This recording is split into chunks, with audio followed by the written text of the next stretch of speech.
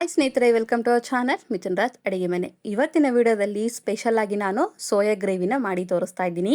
ಈ ಗ್ರೇವಿ ಚಪಾತಿ, ಪೂರಿ, ಫುಲ್ಕಾ ಮತ್ತೆ ಪರೋಟ ಮತ್ತೆ ಬಿರಿಯಾನಿಗೂ ಸಖತ್ತಾಗಿರುತ್ತೆ.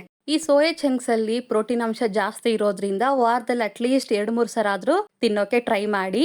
100 ಗ್ರಾಮ್ ಸೋಯಾ ಚಂಕ್ಸ್ ಅಲ್ಲಿ ಸರಿ ಸುಮಾರಾಗಿ 50 ಗ್ರಾಮ್ ಅಷ್ಟು ಪ್ರೋಟೀನ್ ಅಂಶ ಇರುತ್ತೆ. ಯಾರೆಲ್ಲ ಚಿಕನ್ ಮಟನ್ ತಿನ್ನಲ್ಲ ಅನ್ನೋರಿಗೆ ಒಂದ್ಸರಿ ಈ ವಿಧಾನದಲ್ಲಿ ಸೋಯಾ ಗ್ರೇವಿನ ಮಾಡ್ಕೊಡಿ, ತುಂಬಾ ಇಷ್ಟಪಟ್ಟು ತಿಂತಾರೆ ಅಂಡ್ ಹೆಲ್ತಿ ಕೂಡ. ಮೊದಲನೇದಾಗಿ ನಾನು ಒಂದು ಕಡಾಯಿಯಲ್ಲಿ 2 ಕಪ್ಪಿನಷ್ಟು ನೀರು ಹಾಕ್ತಾ ಇದ್ದೀನಿ. ನೀರನ್ನ ಹಾಕೊಂಡು ಗ್ಯಾಸ್ ಅನ್ನ ಹೈ ಫ್ಲೇಮ್ ಅಲ್ಲಿ ಇಟ್ಕೊಂಡು ಮುಚ್ಚಳನ ಮುಚ್ಚಿ ನೀರನ್ನ ಚೆನ್ನಾಗಿ ಕುದಿಸ್ಕೋಬೇಕು. ಈ ರೀತಿ ಕುದಿತಾ ಇದೆ ಅನ್ನೋ ಟೈಮಲ್ಲಿ ಗ್ಯಾಸ್ ಅನ್ನ ಆಫ್ ಮಾಡ್ಕೊಂಡು ಯಾವ ಕಪ್ಪಲ್ಲಿ ನೀರು ತಗೊಂಡಿರ್ತೀವೋ ಅದೇ ಕಪ್ಪಿನಲ್ಲಿ 1 ಕಪ್ ಅಷ್ಟು ಸೋಯಾ ಚಂಕ್ಸ್ ನ ಹಾಕಿ 1-2 ನಿಮಿಷ ಈ ರೀತಿ ಕಲಿಸ್ಕೊಂಡ್ರೆ ಸೋಯಾ ಚಂಕ್ಸ್ ಸೈಜ್ ಡಬಲ್ ಆಗುತ್ತೆ. ಈ ರೀತಿ ಕಲಿಸ್ತಾ ಇದ್ದಂಗೆಲ್ಲ ನೋಡಿದ್ರೆ ಸೈಜ್ ಕೂಡ ಡಬಲ್ ಆಗಿದೆ. ಬಿಸಿ ನೀರಲ್ಲಿ ಸೋಯಾ ಚಂಕ್ಸ್ ನ ಹಾಕೊಂಡಿದ್ಮೇಲೆ 2 ನಿಮಿಷಕ್ಕೆ ತೆಗೆದ್ಬಿಡಿ, ಇಲ್ಲಾಂದ್ರೆ ಪೂರ್ತಿ ಮೆತ್ತಗಾಗ್ಬಿಡುತ್ತೆ. ಸ್ಟ್ರೈನರ್ ಇಂದ ನೀರನ್ನ ಶೋಧಿಸ್ಕೊಂಡು ಸೋಯಾ ಚಂಕ್ಸ್ ನ ಸಪರೇಟ್ ಮಾಡಿ ಸ್ವಲ್ಪ ಪ್ರೆಸ್ ಮಾಡಿದ್ರೆ ಇನ್ನು ಉಳಿದಿರುವಂತ ನೀರು ಕೂಡ ಕೆಳಗೆ ಹೋಗುತ್ತೆ. ಅಂಡ್ ನಿಮ್ಮೆಲ್ಲರ ಹತ್ರ ಒಂದು ರಿಕ್ವೆಸ್ಟ್, ನನ್ನ ಚಾನಲ್ ನ ಮೊದಲನೇ ಬಾರಿ ನೋಡ್ತಾ ಇದ್ರೆ ಪ್ಲೀಸ್ ಎಲ್ಲರೂ ದಯವಿಟ್ಟು ಸಬ್ಸ್ಕ್ರೈಬ್ ಮಾಡ್ಕೊಳ್ಳಿ. ಪಕ್ಕದಲ್ಲಿರುವಂತ ಬೆಲ್ ಬಟನ್ ನ ಕ್ಲಿಕ್ ಮಾಡಿದ್ರೆ ನಾನು ಯಾವಾಗ ವಿಡಿಯೋಸ್ ಆಗಿ ನೋಟಿಫಿಕೇಶನ್ ಬರುತ್ತೆ. ಸೋಯಾ ಚಂಕ್ಸ್ ನ ಒಂದು ಪ್ಲೇಟ್ ಅಲ್ಲಿ ಹಾಕೊಂಡು ರೆಡಿ ಮಾಡ್ಕೊಳ್ಳಿ. ನಂತರ ಅದೇ ಕಡಾಯಿಗೆ 2-3 ಟೇಬಲ್ ಸ್ಪೂನ್ ಅಷ್ಟು ಎಣ್ಣೆ ಹಾಕೊಂಡು ನಂತರ 1 ಟೇಬಲ್ ಸ್ಪೂನ್ ಅಷ್ಟು ಬಟರ್ ಹಾಕ್ತಾ ಇದ್ದೀನಿ. ಬಟರ್ ಹಾಕೋದ್ರಿಂದ ಒಳ್ಳೆ ಟೇಸ್ಟ್ ಬರುತ್ತೆ, ಇದ್ರೆ ಹಾಕೊಳ್ಳಿ, ಇಲ್ಲಾಂದ್ರೆ ಬೇಡ. ಬಟರ್ ಕರಗಿದ್ಮೇಲೆ 1 ಟೀ ಸ್ಪೂನ್ ಅಷ್ಟು ಜೀರಿಗೆ, 4-5 ಲವಂಗ, ಸ್ವಲ್ಪ ಚಕ್ಕೆ, 3 ಏಲಕ್ಕಿ ತಗೊಂಡು ಹಾಕಿದ್ದೀನಿ. ನಂತರ 2 ಮೀಡಿಯಂ ಈರುಳ್ಳಿನ ಈ ರೀತಿ ಚಾಪರ್ ಅಲ್ಲಿ ಸಣ್ಣದಾಗಿ ಕಟ್ ಮಾಡ್ಕೊಂಡು ಹಾಕಿದ್ದೀನಿ. ಒಂದ್ ವೇಳೆ ನಿಮ್ಮ ಹತ್ರ ಚಾಪರ್ ಮಷಿನ್ ಇಲ್ಲ ಅಂದ್ರೆ ಕೈಯಿಂದನೇ ಸಣ್ಣದಾಗಿ ಕಟ್ ಮಾಡ್ಕೊಂಡು ಹಾಕೊಳ್ಳಿ. ಗ್ಯಾಸ್ ನ ಲೋ ಫ್ಲೇಮ್ ಅಲ್ಲಿ ಇಟ್ಕೊಂಡು ಈರುಳ್ಳಿನ ಚೆನ್ನಾಗಿ ಫ್ರೈ ಮಾಡ್ಕೊಳ್ಳೋಣ. ಫ್ರೈ ಆಗ್ಲಿ ಅಷ್ಟರೊಳಗೆ ನಾವು ಮಿಕ್ಸಿ ಜಾರ್ ಅಲ್ಲಿ ಸ್ವಲ್ಪ ಚಕ್ಕೆ ಹಾಕ್ತಾ ಇದ್ದೀನಿ.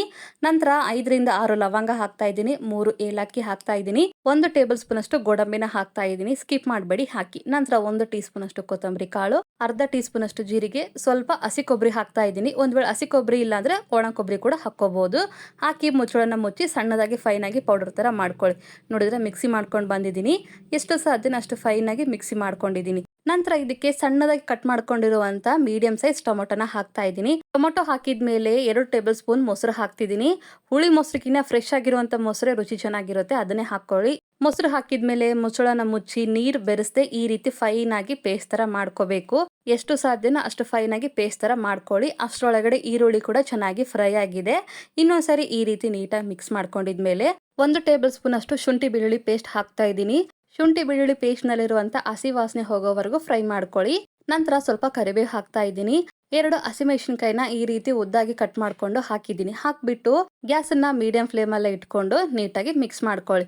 ನಂತರ ಇದಕ್ಕೆ 1/4 ಟೀ ಸ್ಪೂನ್ ಅಷ್ಟು ಅರಿಶಿನ ಪುಡಿ ಹಾಕ್ತಾ ಇದ್ದೀನಿ. ಖಾರಕ್ಕೆ ತಕ್ಕಂಗೆ ಖಾರದ ಪುಡಿ ಹಾಕೊಳ್ಳಿ. 1.5 ಟೀ ಸ್ಪೂನ್ ಅಷ್ಟು ಖಾರದ ಪುಡಿ ಹಾಕೊಂಡಿದ್ದೀನಿ. ರುಚಿಗೆ ತಕ್ಕಷ್ಟು ಉಪ್ಪನ್ನ ಹಾಕೊಂಡಿದ್ಮೇಲೆ ಗ್ಯಾಸ್ ಅನ್ನ ಲೋ ಫ್ಲೇಮ್ ಅಲ್ಲಿ ಇಟ್ಕೊಂಡು ನೀಟಾಗಿ ಕಲಿಸ್ಕೊಂಡು ಮಸಾಲೆಗಳಲ್ಲಿರುವಂತ ಹಸಿ ವಾಸನೆ ಹೋಗೋವರೆಗೂ ಫ್ರೈ ಮಾಡ್ಕೋಬೇಕು. ಸ್ವಲ್ಪ ಎಣ್ಣೆ ಬಿಡಬೇಕು ಸೈಡ್ ಅಲ್ಲೆಲ್ಲ, ಅಲ್ಲಿವರೆಗೂ ಬೇಯಿಸ್ಕೊಳ್ಳಿ. ಈ ರೀತಿ ಎಣ್ಣೆ ರಿಲೀಸ್ ಆಗ್ತಾ ಇದೆ ಅನ್ನೋ ಟೈಮಲ್ಲಿ ಮಿಕ್ಸಿ ಮಾಡಿರುವಂತ ಟೊಮೊಟೊ ಪೇಸ್ಟ್ ಅನ್ನ ಕೂಡ ಹಾಕ್ತಾ ಇದ್ದೀನಿ.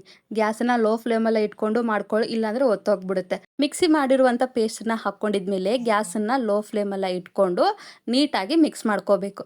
ಈ ರೀತಿ ಮಿಕ್ಸ್ ಮಾಡ್ಕೊಂಡಿದ್ಮೇಲೆ ಮುಚ್ಚಳನ ಮುಚ್ಚಿ ಗ್ರೇವಿ ಮೇಲೆ ಎಣ್ಣೆ ತೇಲೋವರೆಗೂ ಬೇಯಿಸ್ಕೋಬೇಕು. ಇವಾಗ ಮುಚ್ಚಳನ ಮುಚ್ತಾ ಇದ್ದೀನಿ. 2 ನಿಮಿಷ ಆದ್ಮೇಲೆ ತೋರಿಸ್ತಾ ಇದ್ದೀನಿ ನೋಡಿ, ಓಪನ್ ಮಾಡಿ.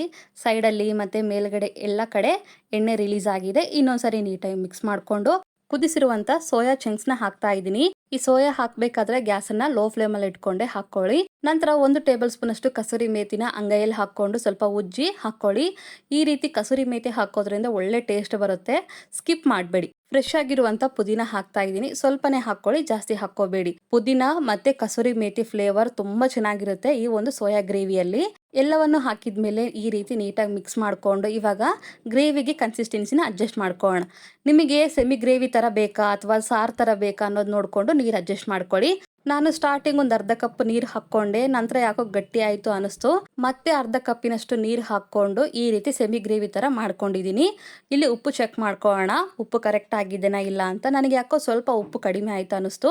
ಸ್ವಲ್ಪ ಉಪ್ಪನ್ನ ಹಾಕೊಂಡು ಇನ್ನೊಂದ್ಸರಿ ನೀಟಾಗಿ ಕಲಿಸ್ಕೊಂಡು ಗ್ಯಾಸ್ ಅನ್ನ ಲೋ ಫ್ಲೇಮ್ ಮೀಡಿಯಂ ಫ್ಲೇಮ್ ಮಧ್ಯೆ ಇಟ್ಕೊಂಡು 3-4 ನಿಮಿಷ ಚೆನ್ನಾಗಿ ಕುದಿಸ್ಕೊಳ್ಳಿ. 3 ನಿಮಿಷ ಆದ್ಮೇಲೆ ಈ ರೀತಿ ಎಣ್ಣೆ ಎಲ್ಲ ಮೇಲೆ ತೇಲಿರುತ್ತೆ. ಇನ್ನೊಂದ್ಸರಿ ಮಿಕ್ಸ್ ಮಾಡ್ಕೊಳ್ಳೋಣ. ಗ್ರೇವಿ ಕನ್ಸಿಸ್ಟೆನ್ಸಿ ನೋಡಿ ಪರ್ಫೆಕ್ಟ್ ಆಗಿದೆ. ಲಾಸ್ಟ್ ಅಲ್ಲಿ ಇವಾಗ ಗ್ಯಾಸ್ ಆಫ್ ಮಾಡ್ಕೋಬೇಕು ಅನ್ನೋ ಟೈಮಲ್ಲಿ ಫ್ರೆಶ್ ಆಗಿರುವಂತ ಕೊತ್ತಂಬರಿನ ಹಾಕೊಂಡು ಇನ್ನೊಂದ್ಸರಿ ಮಿಕ್ಸ್ ಮಾಡ್ಕೊಂಡ್ರೆ ತುಂಬಾನೇ ಸಿಂಪಲ್ ಆಗಿರುವಂತ ಸೋಯಾ ಗ್ರೇವ್ ರೆಡಿನೇ ಆಗೋಗುತ್ತೆ.